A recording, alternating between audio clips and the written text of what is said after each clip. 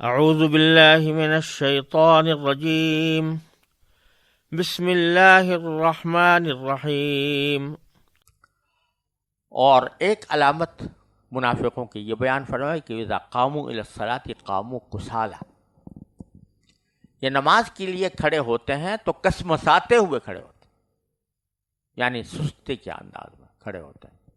یراؤون الناس، لوگوں کے سامنے دکھاوا کرتے ہیں۔ ولا یذکرون اللہ الا قلیلا، اللہ کو تھوڑا ہی یاد کرتے ہیں۔ اس کو یہ مطلب بھی اس کا نکالا جا سکتا ہے کہ بہرحال زبان سے تو ذکر کرتے ہی تھے تھوڑا بہت، اور بعض اوقات محاورے میں عربی میں بھی یہ لفظ الا قلیلا نفی کے لیے آتا ہے، جیسے اردو میں ہوتا ہے وہ ذکر تھوڑا ہی کرتے ہیں، تو اس کا مطلب یہ ہوتا ہے کہ نہیں کرتے۔ ایسے ہی یہاں پر بھی ہے کہ اللہ کو یاد نہیں کرتے۔ مذبذبین بین ذالک، یہ ڈاواں ڈول ہیں دو باتوں کے درمیان، اور اس کا نتیجہ یہ ہے کہ لا الہ ہؤلاء ولا الہ ہؤلاء، نہ ان کی طرف پورے ہیں مسلمانوں کی طرف، نہ ان کی طرف پورے ہیں یعنی کافروں کی طرف۔ ومن یضلل اللہ فلن تجد له سبیلا، اور جس کو اللہ گمراہ کر دے تو اس کو کون صحیح راستے پر لا سکتا ہے؟ اس کے لیے کوئی راستہ تم نے پا نہیں سکتے۔ یہ جب انہوں نے گمراہی کا راستہ اپنے اختیار سے اختیار کر لیا تو اللہ تعالیٰ نے ان کو گمراہ کر دیا، اب یہ راستہ نہیں پا سکتے۔ اور پھر فرمایا کہ یا ایھا الذین آمنوا لا تتخذوا الکافرین اولیاء من دون المؤمنین، اے ایمان والو تم مسلمانوں کو چھوڑ کر کافروں کو دوست مت بناؤ۔ کیا تم یہ چاہتے ہو؟ او تريدون ان تجعلوا للہ علیکم سلطانا مبینا، کیا تم یہ چاہتے ہو کہ اللہ کے پاس اپنے خلاف یعنی اپنے مستحق عذاب ہونے کی ایک کھلی وجہ پیدا کر دو؟ یعنی اگر کوئی شخص کافروں کو دوست بنائے تو اس کے معنی یہ کہ وہ خود اپنے خلاف ایک حجت پیدا کر رہا ہے اللہ تعالیٰ کے سامنے مستحق عذاب ہونے کی۔ اب یہاں وہ تفصیل یاد رکھنی چاہیے جو پہلے بھی گزری ہے کہ یہاں پر جو الفاظ ہیں اولیاء ولی بنانے کے، اس کے معنی یہ ہے کہ ایسی دوستی جیسے کہ دو ایک مقصد کے ساتھیوں کے درمیان ہوتی ہے، دونوں ایک ہی مقصد کے ساتھی، دونوں کی منزل ایک ہے، اور وہ آپس میں ایک دوسرے کے اس طرح ساتھی بن گئے ہیں، دوست بن گئے ہیں کہ ایک کا نفع دوسرے کا نفع، ایک کا نقصان دوسرے کا نقصان۔ اس قسم کی دوستی ہے جس کو منع کیا گیا ہے۔ لیکن ایک درجہ ہے ہمدردی کا، غمخواری کا، پیچھے گزر چکا ہے کہ اس کی اللہ تعالیٰ نے ممانعت نہیں فرمائی۔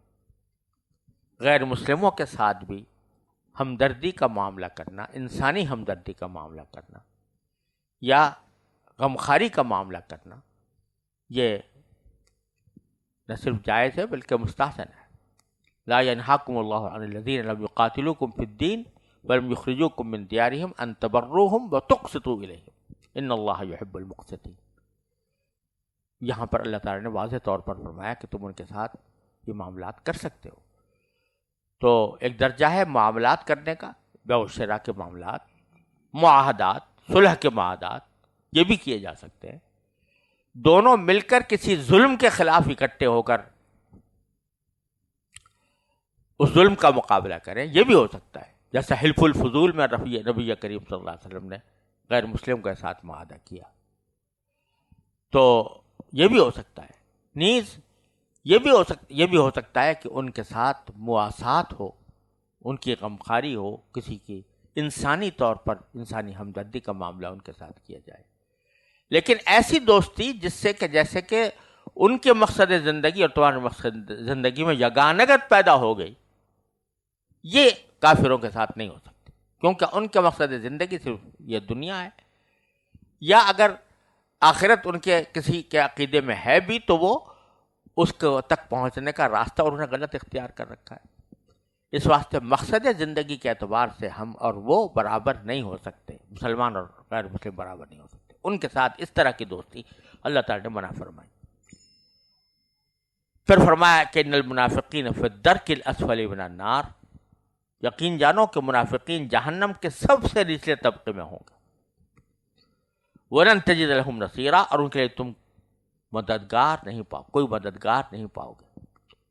إِلَّا الَّذِينَ تَابُوا وَأَصْلَحُوا، البتہ جو لوگ توبہ کر لیں گے اور اصلاح کر لیں گے، وَاعْتَصَمُوا بِاللَّهِ، اللہ کا سہارا لے لیں گے، وَأَخْلَصُوا دِينَهُمْ لِلَّهِ، اور اپنے دین کو خالص اللہ کے لیے بنا لیں گے، تو فَأُولَئِكَ مَعَ الْمُؤْمِنِينَ، تو ایسے لوگ مومنوں کے ساتھی ہوں گے. وَسَوْفَ يُؤْتِ اللَّهُ الْمُؤْمِنِينَ أَجْرًا عَظِيمًا، اور اللہ تمام مومنوں کو، جن میں یہ بھی داخل ہیں جو ایمان لے آئے اور صحیح سچے مسلمان بن گئے، ان سب کے لیے اللہ تعالیٰ ان سب کو اجر عظیم عطا فرمائے گا. پھر آخر میں اللہ تعالیٰ نے بڑے پیار کے ساتھ فرمایا تمام انسانیت کو خطاب کرتے ہوئے کہ ما یفعل اللہ بعذابکم، اللہ تمہیں عذاب دے کر کیا کرے گا، ان شکرتم وآمنتم، اگر تم اللہ کے شکر گزار بنو اور ایمان لاؤ تو تمہیں عذاب دے کر کیا کرے گا. یعنی اللہ تعالیٰ کو تمہیں عذاب دے کر کوئی خوشی نہیں ہوتی، اس کو کوئی مزہ نہیں آتا، اس کے وہ تمہارے ثواب عذاب سے بے نیاز ہے. لیکن تم خود ایسی حرکتیں کرتے ہو کہ جس کے نتیجے میں اللہ تعالیٰ عدل و انصاف کے تحت تمہیں سزا بھی دیتا ہے. تم اللہ تعالیٰ کیا کرے گا تم کو عذاب دے کر، ان شکرتم وآمنتم، اگر تم شکر گزار بنو اور ایمان لاؤ. وَكَانَ اللَّهُ شَاكِرًا عَلِيمًا، اور اللہ بڑا قدردان اور بہت جاننے والا ہے.